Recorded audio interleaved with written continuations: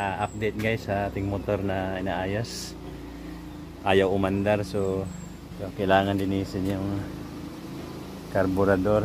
So binaklas na natin. Ayan yung mga fairings niya. Kalat-kalat. So marumi lang yung ano niya, carburetor. Ayan. So ang dami na, marami-raming lilinisin. So sana mapaandar natin today.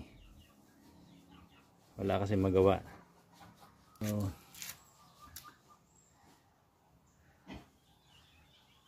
5 years na hindi umandar, kailangan natin paandarin. Sayang naman pag na-stock. So let's go guys.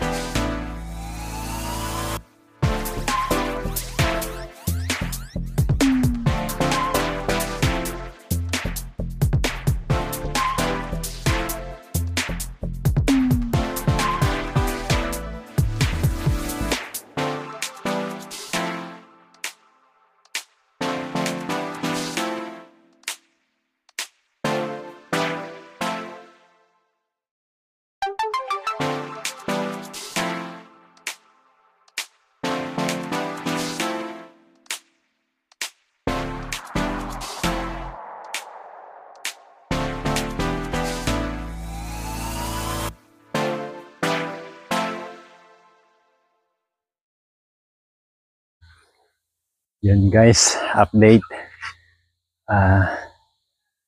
Tapos natin kalas-kalasin. Balik na natin, nalinisan na natin yung tangke, yung carburetor. Nayos na rin natin yung clutch. Binutas pa natin para may labas lang yung piston. Kasi para malinis, kasi nag-stack up siya. So may langis naman yung makina niya.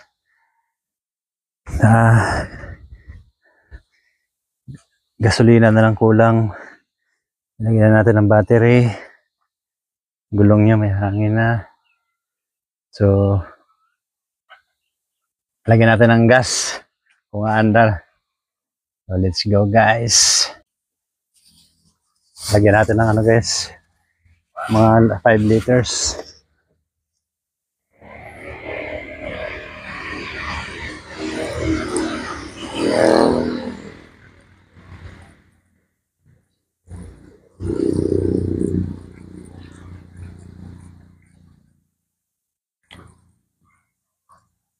Sana umandar.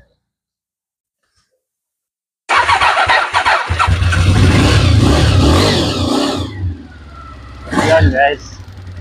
Wow! Yeah!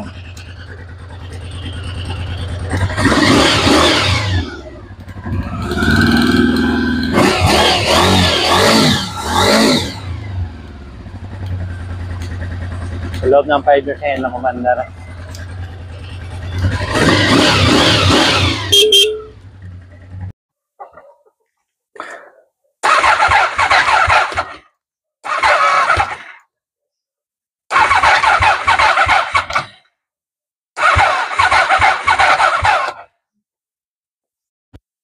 Yan, nalobat yung battery natin. Medyo hard starting siya. So, habang binabalik natin yung habang sinacharge natin, ibabalik natin mamaya yung rings niya. So, meron tayong charger sa battery. Charge muna natin. Yan guys, wonder na. Subukan natin mamaya.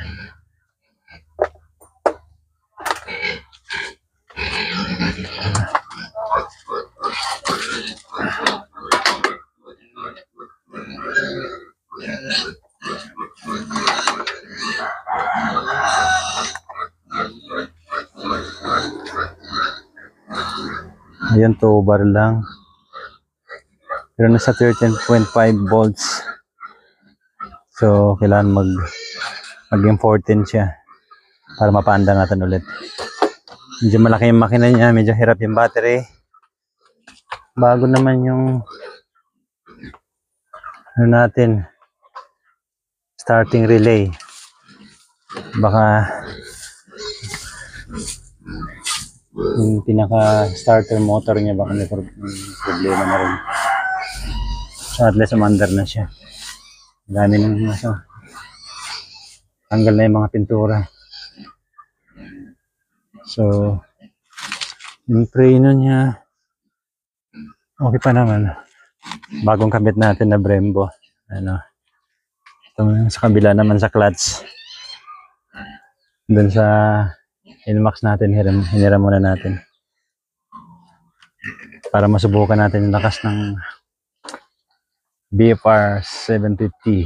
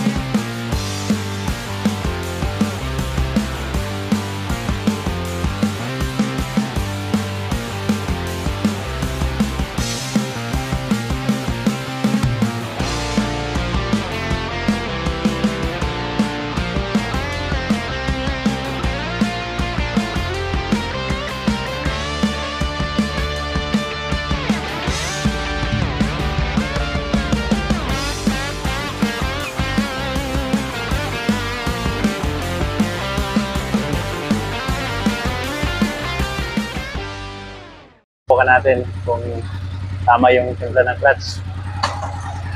Wow! Mabigat!